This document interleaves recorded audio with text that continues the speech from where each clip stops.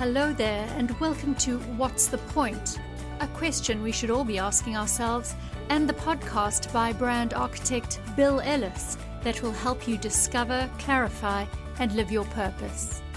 Well, hi, everybody, and welcome back to this edition of What's the Point? And I want to start off this episode by just saying thank you to all of the listeners, and thank you for the likes and the shares, and thank you for the support, not just of myself, but the support that you've shown my many guests. I've been so blessed to have countless people give their time and their expertise, and I can't thank them enough.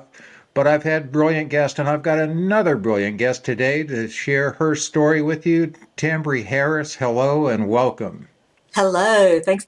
Looking forward to being here.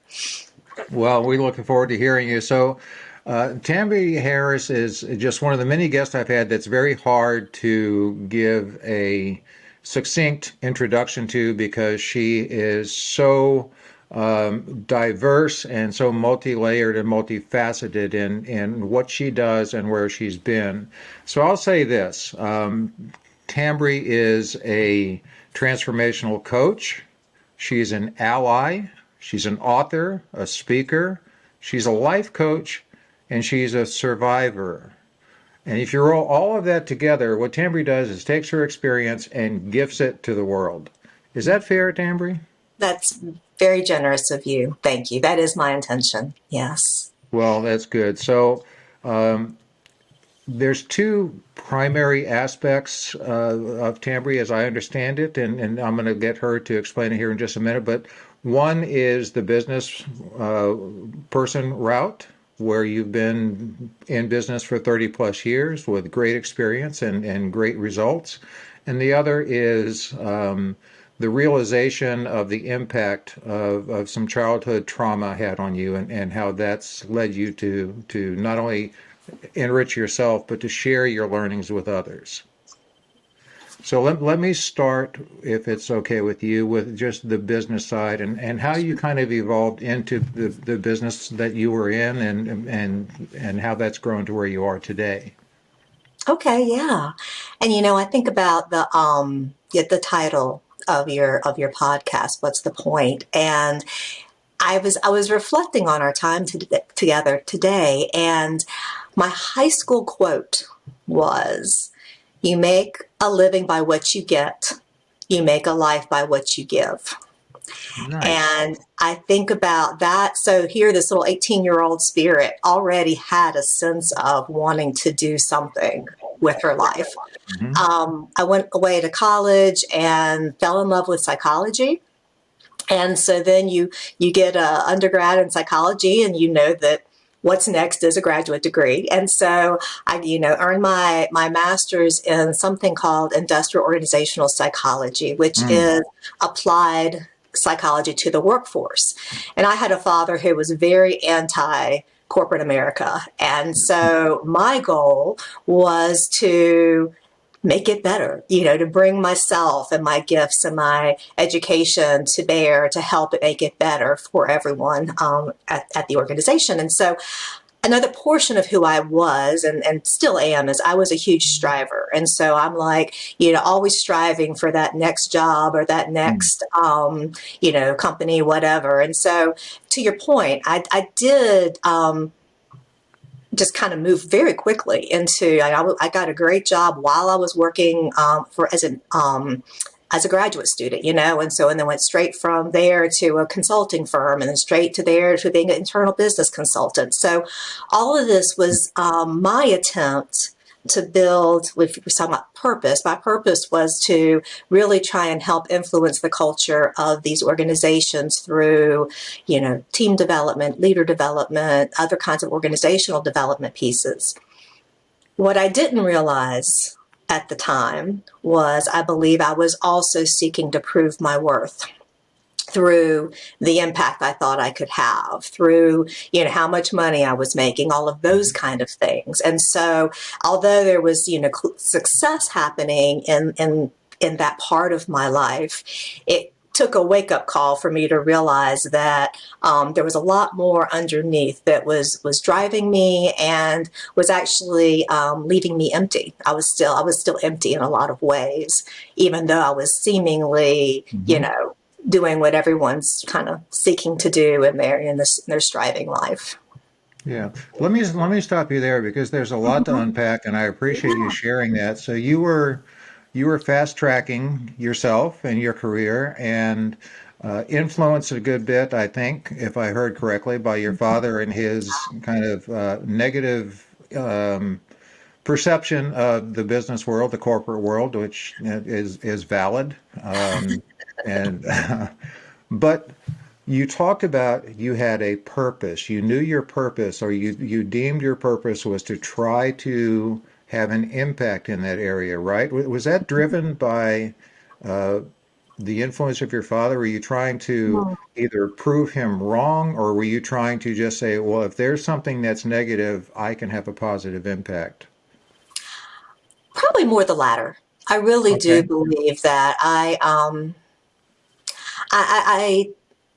wanted to use, so I actually entered college as an architecture student, and figured out within a year that wasn't my gifts and abilities. And so after doing my own little survey course, my gifts and abilities really were in the space of psychology and sociology. And so I think, part of it is tapping into what is the core you, what is your heart for, and what are your gifts and abilities, kind of innate. I mean, some people can pick up on engineering super easily, other people. And so this was a space that I was good at and really enjoyed doing. And so combining those two things and still feeling like I could make a difference in some way it was really more. Yeah, more that. And that's part of what I would coach my clients to do, right? To try and find, some, you know, positivity in what they were doing, because we spend so much time in our working lives. Well, that's exactly why I do this podcast, is to try to help people discover exactly that, to discover, clarify, evolve, live their purpose, and to learn from people that are. So I find it very interesting that you took a psychology skill and chose to bring it to the workforce as opposed to perhaps more personal um, therapist type business. How did that path present itself to you? It's really interesting, Bill, and I would have had a different answer back then than I do now. Back then, it was I am. I don't know if you've done strength finders or not, but one of my key skills is empathy. My number one is empathy. And I think even back then, I knew my heart. I was so worried that I would give too much of myself away in the therapy space and take too much home with me. I wasn't sure about my boundaries to be able to do that. And so by doing it kind of more in a corporate setting, it felt like I could use the principles and the practices, but not get so deep into the angst, the deep, troubled angst. Yeah. My today reflection is, did I unconsciously know about my trauma and actually knew it wouldn't be healthy for me to do that, because I had not worked in, and we'll get to the other part of my story, but I mean, I suppressed the memories for 30 years. And Mhm. so this was a very unconscious thing, but I believe that there was a part of me that knew that, I don't know that I was equipped really to be able to do the therapy piece at the time. Well, whether it was intuitive, whether it was something just below the surface that you were unconsciously feeling, the my takeaway from that is that you were very insightful in assessing, okay, here's my purpose, but where do I apply it? Right. And that self-knowledge and that self-seeking, because a lot of folks say, well, my purpose is to do X, and then they bring it as best they can into an arena that isn't a good fit, which is why I Mhm. often talk about our purpose evolving, Yes. because we can clarify how our purpose manifests. So let me go ahead and take a quick second in my version to get to the what I'll call the second half of the story, because I think it's a very, very, very significant and important part for all of our listeners. And that is that for quite a long time, you thought you had the perfect life, you know, family, children, business, successful, fast tracking, as you said. And then you kind of had, I'll call it a panic attack, and that kind of led to some self-seeking, self-searching, and the insight that suddenly your suppressed memories were no longer suppressed, and Right. childhood trauma really became a reality. Expand on that, because I'm not sure I did justice to what you went through, but not just what you went through, but where it's brought you. Yeah. You know, and one of the things I'll tell you is that although I was always giving myself, I was only giving a portion of me in well, really probably in every aspect of my life. And so I still had this need to, put on a good front and that kind of thing. So when you're in a Mhm. corporate setting, it was a training workshop kind of situation, and a demonstration was done that led to this panic attack. And I mean, back to, the facade kind of starting to, to crack. It's like, oh my goodness, how do I keep myself together? And that had never happened to me before. And so I really had to think about what I was scanning the room to see who was the safest. And that really was a first step for me into being vulnerable. You know, to go up to someone and say, this is what's going on inside of me. Mhm. I need you to kind of comfort me and help me get my head around this. And so that was my first step in vulnerability. And she was really good about just kind of creating space and holding space and listening. Mhm. And for anyone who has had some kind of abuse in their life, the first thing is you want to be believed.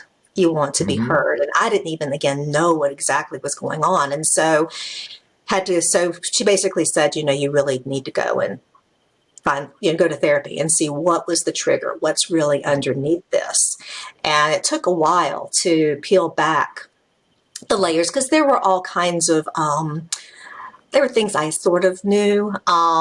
And there's stories that are told. Mhm. And then as you get beneath all of that and really begin to get to your truth, it started as dreams, actually. Dreams started coming. And then when I was in the therapy sessions, but one of the really important things, and this is something I talk a lot about, is listening to my body. So my body spoke loudly at this workshop of, okay, you can no longer just keep, going through life the way you've been going through it. You need to pay attention to what's going on inside of you. And so that was something that was helpful for me as I was going through therapy as well. When I started feeling nauseous, or when I started Mhm. feeling the tension in my shoulders, and being curious, okay, what's that about? And for me, I was silenced. I don't even know exactly what was told, but I'm quite sure I was told, you can't tell anybody. And I have these stay small messages in my head. Mhm. And I believe that my striving and proving myself to address that unworthiness was formed way back in that little 5-year-old girl who was being sexually abused. And I believe that she didn't know why no one helped her. No one came to Mhm. her aid. And so, well, I must not be worth the attention. And so, and you asked the second part of the question around how does this impact your life and the evolution of your life. Well, one of the things I began to realize is I had been operating in unhealthy patterns of behavior because of that core belief. And so one biggie is I married abusers Mhm. because I didn't believe I was worth being treated well. And so, I could explain away the bad behavior. It felt, familiar. I felt fortunate to at least, be chosen, that type of thing. And so, Mhm. I'm sitting here and I was actually married right out of college. I was entering a doctoral program and married someone, and the abuse was so bad, I got out in 6 months. And Mm. that changed the course of my life, because instead of getting my PhD, I ended up just getting my master's, which is really all I needed. But the point being, someone's abuse changed the trajectory of my life. And then my second husband was better. I had a daughter with him. And so now I'm creating this generational stuff, right? Now she's Mm. having to experience, and she didn't experience sexual abuse, but she did experience all the verbal, emotional abuse. And so as I became stronger, um, things changed for me. One of the things that changed is that he ended up leaving. Friends told me they felt like I became too strong in the relationship. But what it also did was I began to find my voice, that little girl's voice that got stifled so many years ago, being able to speak her truth and then being encouragers to others to really kind of examine their lives and look at, what might be holding them back and what is possible in their lives. Well, that's quite a story and quite an experience, and again, a lot there to talk about. So just so that I can understand the setting of your panic attack, where all of this finally bubbled to the surface to the point of you knew you had to take action. Was that a workshop that you were leading, or was that a workshop that you were a participant in? That's a great question. I was a participant. So yeah, so it was, and they think that's why it was so powerful, because I received, I was sitting and I wasn't anticipating anything. And so to Mm. see it play itself out was really powerful for me. And I knew probably 2/3 of the people in the room. And so it was also very, it felt very, very public, as I was trying to, navigate those Well, emotions. yeah, sorry to have interrupted. But I was just going to say that from my perspective, I would say how brave you were to be able to allow your vulnerability to open up to someone else. And I'm not sure bravery is the right word because I've not been in that situation, but that's what it appears to be. But that must have been just an enormous amount of a sense of freedom. Is that at all accurate? I think I first would use the word courage. Okay. So bravery is yes, but I think there's this core courage feels like a deep source for you. And I will say that each and every person who takes any steps in this space, it takes courage to step into that unknown, because we've created these walls to keep ourselves kind of together. And so to break through those walls, it takes a lot of courage. And I would say the freedom did not come for a long time. But I think that relief was probably felt Mm. in that moment, because I felt understood. I felt supported. And so this relief, and the thing is, when you are, even unknowingly living a partial life, this whole being fully seen. And so here I am letting her in a little bit to something I don't even know exactly what's beneath all of that. And so relief that she saw me, she heard me, she believed me, that and encouraged me. And that's so much part of my heart now for others, is to Yeah. be that person. Well, I want to get to that right away, but just one more comment, and this is again me hearing your story and just trying to work through it myself. It Mm-hmm. almost strikes me that an analogy might be like a dam breaking. Mm.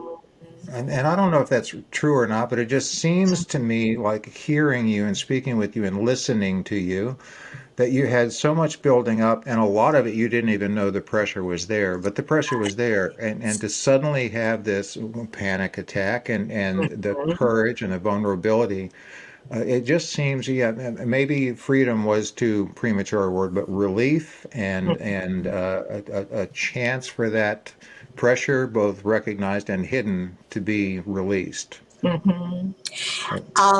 It took years.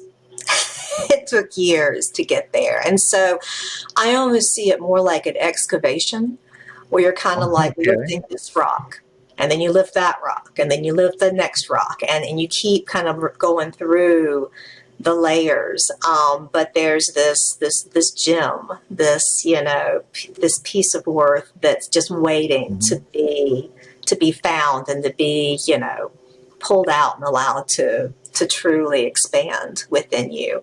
But it was a long time coming, and I think that's part of the reason why sometimes people don't do the work, because it's not a quick fix. And so to be able to sit in it, and one of the things, an analogy that I love, and we'll see if we want to go with this or the other part we're talking about. But I love the butterfly analogy, Mm. because we're cruising along as these caterpillars, and we're doing just fine, right, in our caterpillar world, and kind of on this one plane, the singular plane. And then to be able to truly manifest what's within you, you've got to go inward.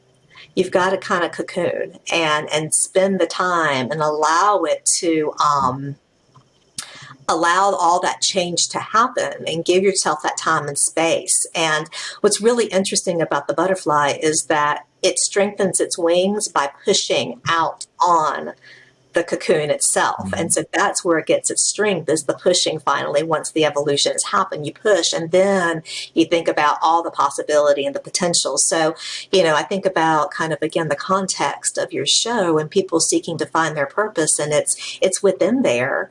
You Mhm. just have to take the time to. And so for me, part of the time was to, again, go within and do this internal exploration. And then there was the pushing, and there was a whole lot of needing to kind of strengthen myself before I could really feel the freedom that you're talking Mhm. about.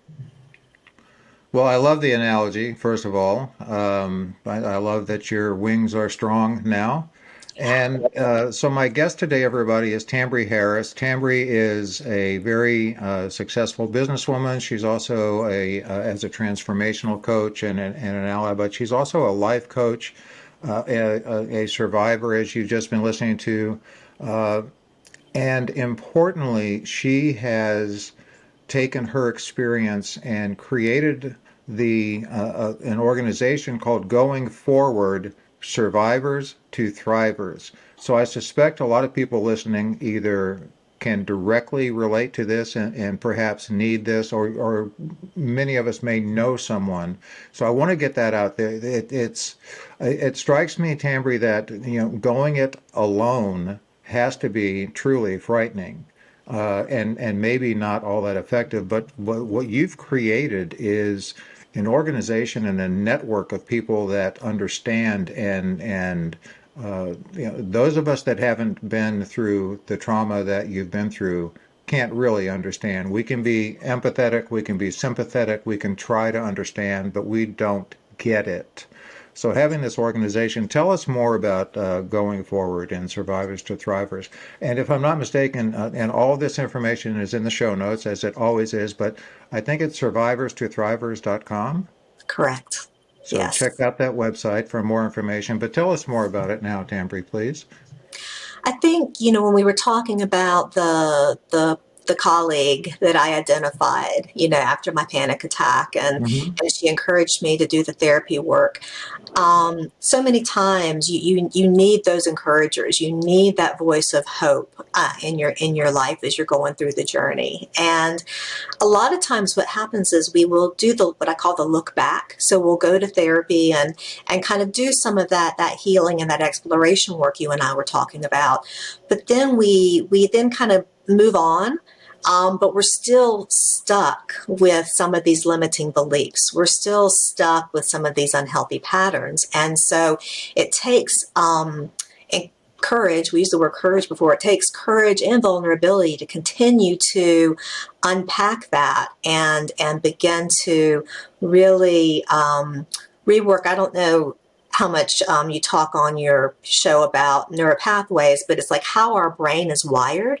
And so we can get wired in these certain ways of being. So for me, my sense of I'm not worthy, those voices can come up in my head. And so I've got to do the work to reprogram some of that thinking, or I should stay small, or I should accept whatever love is given to me, whatever these limiting beliefs are. And so encouraging people that you deserve more than just, okay, kind of understanding what happened. You deserve so much more in your life, and to be able to fully live your life. And so we do this in a few different ways. One of them is to put out encouraging kind of content. And so we have a blog twice a month on the website where we either give content pieces around growth. Once a quarter, I have a guest thriver blogger to tell their story and to be encouragers. And I'm excited that this month in December, we have our first male writer. And so him sharing, and I've already seen that really encourage other men that they are not alone, and being vulnerable is a strength, and working through this is strength and courageous. So we share stories, we share ways of healing. And so I mentioned earlier about my body and, the fact that I could feel the tension. And sometimes even when I'm talking, I might feel,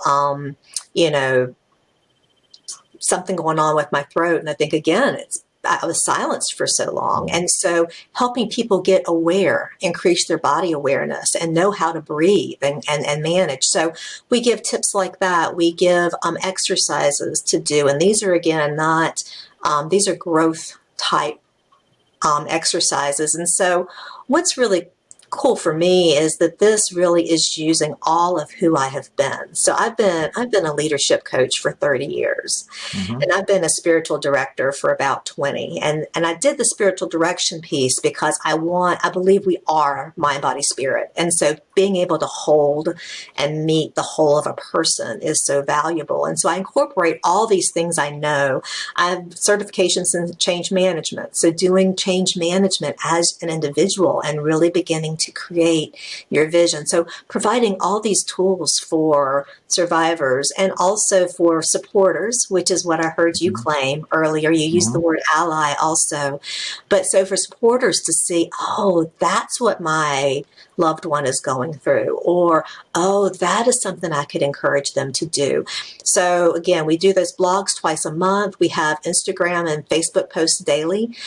Because again, when you're going through this, you need that voice into your life and into your spirit. So, and then I do my transformational coaching in that context as well. And the going forward portion is we don't have to stay stuck here. We have going forward chapters, and so encouraging people to claim that next chapter. Well, I can tell you that it's very impressive how you have taken your life, your learnings, and exploded them in a way to not just help yourself to blossom, but to share that with so many other people. And I do just want to make a footnote. You mentioned that you have your first male survivor blog, a guest blogger. Regular listeners know that I'm in long-term recovery from alcoholism, and in those many years, two things that come to mind that I think are analogous to what you're talking about. The first is, the key to recovery in my life has been the fact that we finally cracked the code that it's one drunk talking to another drunk because we can understand each other. So that's where I think I get a little insight that I can't fully understand everything a survivor has experienced, though I can appreciate it and do what I can to support. The second thing is, through the decades that I've been in recovery, the number of times I've heard the story of males that have been abused, males that are now survivors, has floored me. I had no idea. And the vulnerability it takes, and as you said, the courage to work to speak about that to another, in particular male. I'm just glad to hear that that's part of your survivor recovery community, because it is more significant than many people might think. And then the next thing I want to talk about, you just used the word, it opens up a different chapter. Well, I Mm. want to talk about the fact that you are an author and you have Oh, written many, many chapters. And those of you watching on YouTube, over Tambry's chair there in the back is a placard of one of her books called Awakening the Light. But she's written 3 books and has another one in the works, I believe. Awakening the Light, How to Heal Your Divide, The Favor of Forgiveness, and I think the one you're working on might be Stop the Silence. that's right. Yes. That's a lot of content creation that is no doubt powerful and helpful to so many people. Tell us about your books. Oh, thank you, Bill. So it was interesting because I was increasingly being asked to share my story in different contexts, and then also I had some retreats that I would do with individuals, and I had kind of a process of helping take them through the seeing yourself, seeing the goodness that is you, and seeing those things that are getting in your way, and then claiming that next chapter. And so it just came to me. Well, I say that I was actually asked to co-author a book, and it was a guy asked me to do this, and I thought, well, that would be really cool, male and female voices in this book. Mhm. I wrote my part, and he ended up having some other things that he got involved with. And I love it. And I think it's important because I don't know that I would have had the courage to say, I'm going to Mhm. write a book. But he got me there, and it was just, and I'm a big journaler. And so I actually went back to some of my old journals. And so I pulled out some of the stories. And so the book itself is a blend of me sharing my story so that you as a survivor feel a kindred spirit. As you're starting to look at your story, there's so many. I mean, it's like we all have, different aspects of it, but a lot of times there's the common themes. And so, and me trying to just be vulnerable with the reader Mhm. around what I went through and all that was going on in my childhood that kind of set up for all this to happen. And so I share my story, but all along it's like a workbook where I'm asking you reflection questions as well. Mm. And so you're doing your work from, the very, very beginning. And it's kind of divided into 2 sections. The first section is really me sharing more.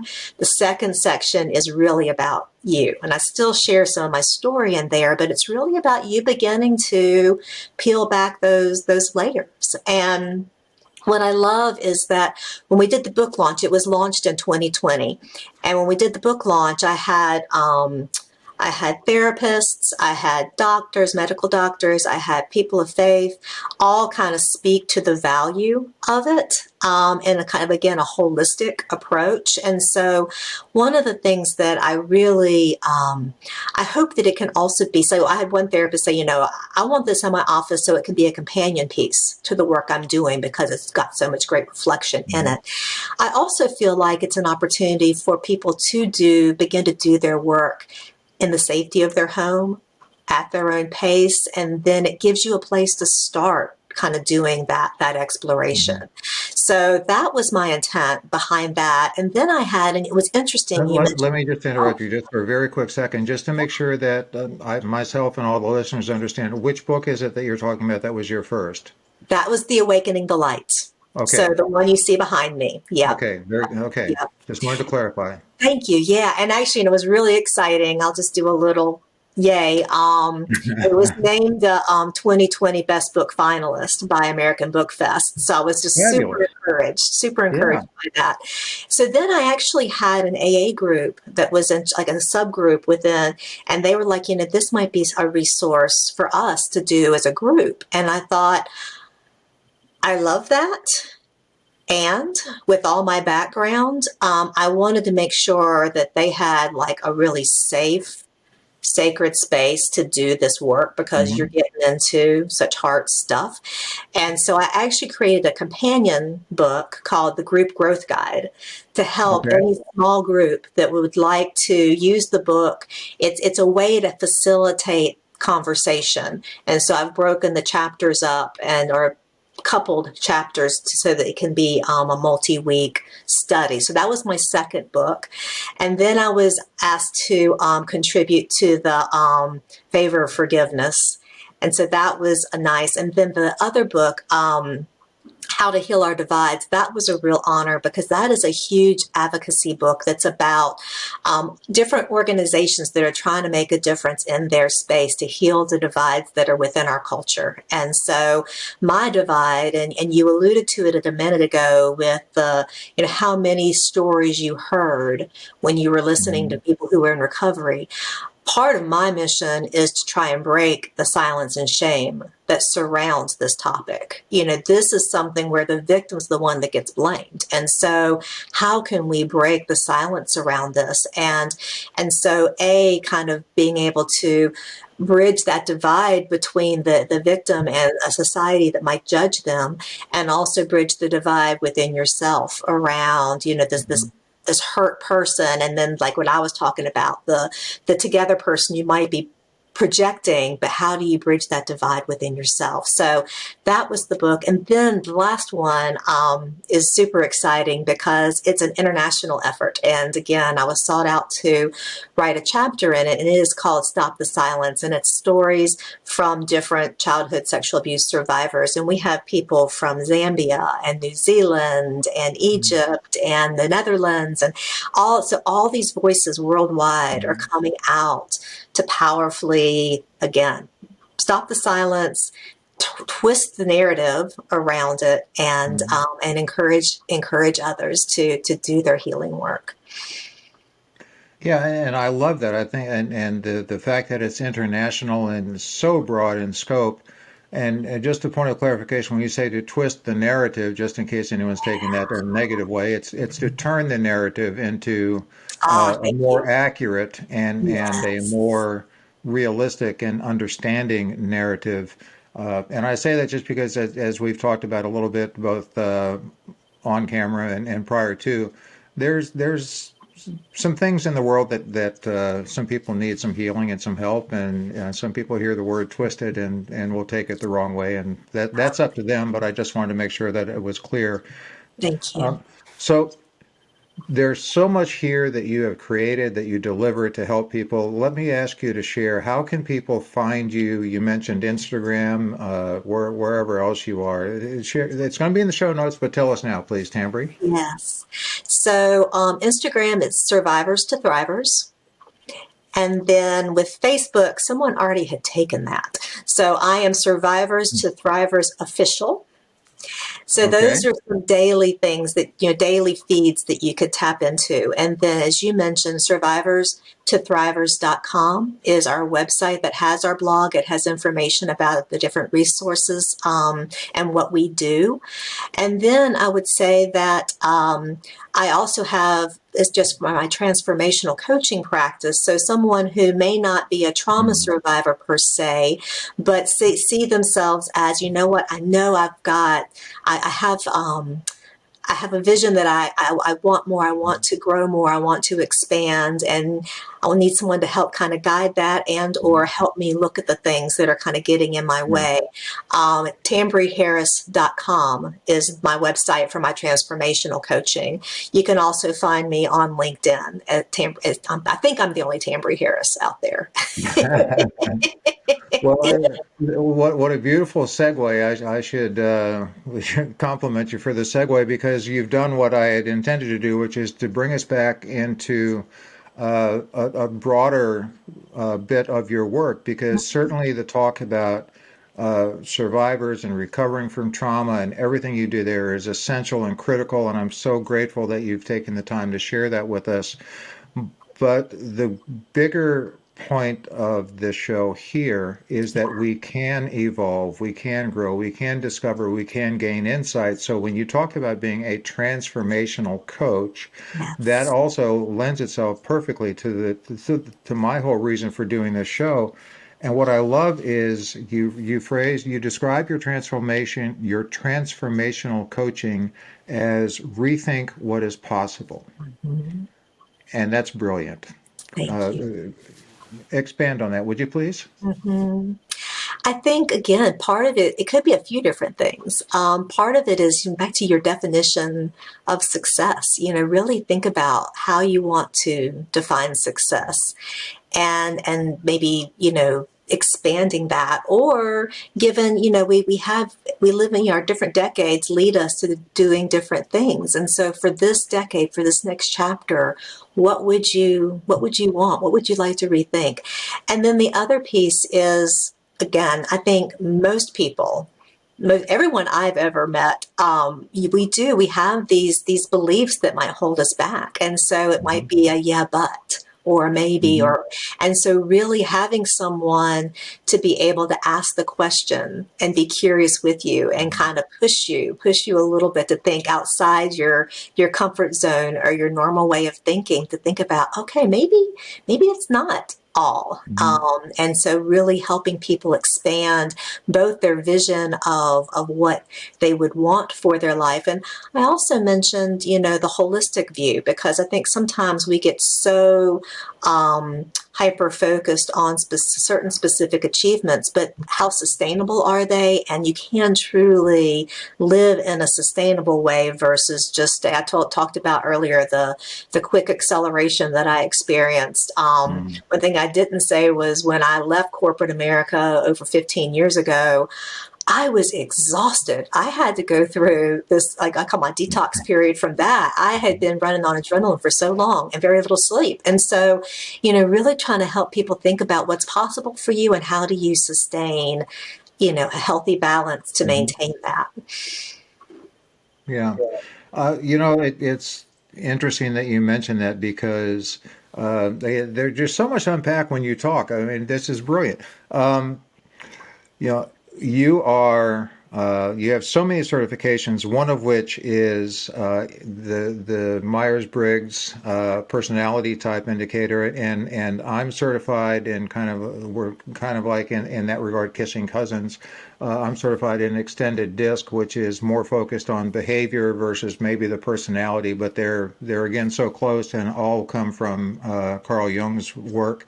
But when it comes to behavior, when you said you're exhausted, when we're in a place where we're not comfortable and it's not our natural behavior style, we are exhausted because it takes all the energy we can bring to do it. And that's another one of the reasons I want people to take a look at things and say, what am I doing and why am I doing and what's the point of it? Because we can always find a different way to evolve. And you say transform. I use the word evolve quite a bit, and I think we're talking about kind of the same thing. One of the best examples I can think of to talk about what I think you and I are both uh, discussing is when people start to understand that there's a whole lot more to life than just making money or being successful in business or whatever our profession is. And people start to say, well, what is my legacy? You know, and that's where we can start to transform, evolve, change. Do you see that in a lot of your clients? What do your clients focus on as much as anything? hmm when you spoke, it made me think about the book Halftime. Are you familiar Oh with that? yeah, Bob Yeah. Buford's book. Yeah. Yeah. And so, yeah, we spend so much time working on success, and then we get to a point in our life where we shift to wanting more significance. And so, yes, that is what the majority of my clients are looking at. And I say that, I mean, some of them it's also, I guess this is also legacy work, but also evolving, transforming who they are in their current roles, because so many times we hold on to, we get promoted into these larger roles, but we're holding on to old behaviors that worked for us back then. And so really helping, people let go of some of those, the scaffolding almost that was there for them before, and so that they can kind of continue to grow into this new space that's available to them. And I see that often as well. So it's both. It's both trying to expand yourself within your career, being a more effective. I do a decent amount of work in the emotional intelligence space. And so, helping people really kind of expand that portion, not just the brain smarts, but the emotional leadership capacity. But then also, to your point, if we want to begin thinking about what's that next piece for me, what's that next chapter? I've been the successful leader. I've done those things. Now, how do I shift into that next contribution that I'm ready to make? Well, you've mentioned the title of my show a couple of times, and regular listeners know what's coming next, and that is, given everything we've talked about, given your life experience, your life work, and everything you've come to believe and put out into the world to help others and yourself, tell us, from your perspective, what's the point? Yeah. I think that, we'll go back to the analogy we used earlier around, things may be fine in caterpillar mode. You can be moving along and doing fine, but I believe that each one of us have something even more, to grow and to manifest in ourselves. And so giving ourselves that time and that focus to really think about what is it that is unique in who I am and what I'm meant to do. What are the desires of my heart? What is my dream? And then if there's something that's going to get in my way, let's work through that so that we can kind of really expand into that life, that way of living that, will bring us, ultimately at the end of the day, bring us joy, make us feel like we are living a fulfilled life. And so to me, that's the point. And a beautiful point it is. So everyone listening, if you have an interest or someone that might have an interest in the whole discussion of healing from trauma survivors to thrivers.com, to those of you that either share that and or want to explore more transformational change, Tambry, Tambry, tambryharris.com. Look her up, look up the work she does. It's amazing. And Tambry, thank you so very much for being a guest today. And I know this is going to touch a lot of lives in a positive way. Thank you. Thank you so much. I love being here. Thanks so much for tuning in. And if you like what you heard, please subscribe so you don't miss an episode. We can promise you'll gain value in every one. Rating and reviewing makes us more discoverable and helps others find out what's the point. And if you'd like to know more about Bill Ellis or contact him, please visit his website, www.brandingpillars.com. See you next time.